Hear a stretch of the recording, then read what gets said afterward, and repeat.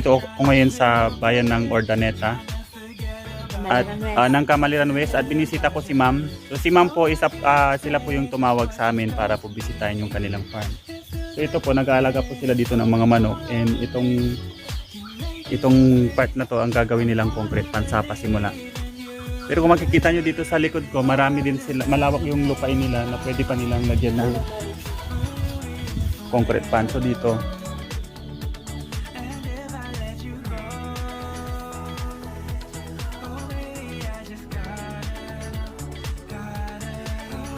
ito po yung ang nakakulong po dyan ay mga manok, and then ang sabi po nila is nag-alaga na rin po sila dati ng mga kambing.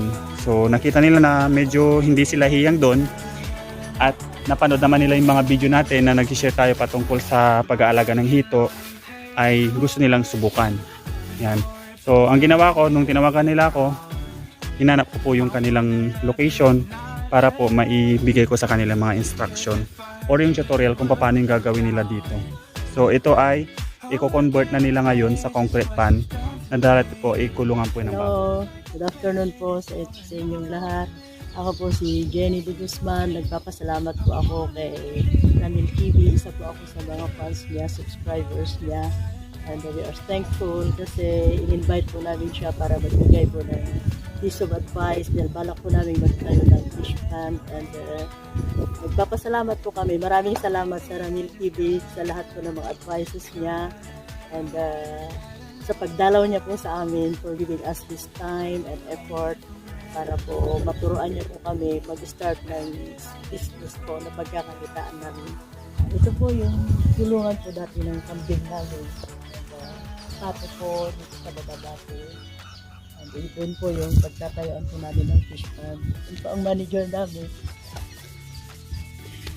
Bali, ito po yung kanilang kulungan ng manok. And mangyayari, ito po yung i-convert nila ngayon para maging concrete pan. So bali yun lang po sa mga nakanood sa video na to. Kung kayo po ay isa rin sa interesado kung paano magsimula dito sa pagnegosyo ng hito, ay pwede nyo rin akong kontakin.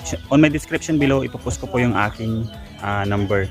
So sila din po yung isa sa mga viewers po natin na nagka-interest magnegosyo ng hito. So yun po yung pinuntahan natin ngayon dito sa bayan ng Urdaneta. So yun lamang po, and thank you for watching. Kung bago ka lang po sa channel na to, don't forget to click subscribe button and bell icon para lagi po kayong updated sa mga susunod pa naming upload video.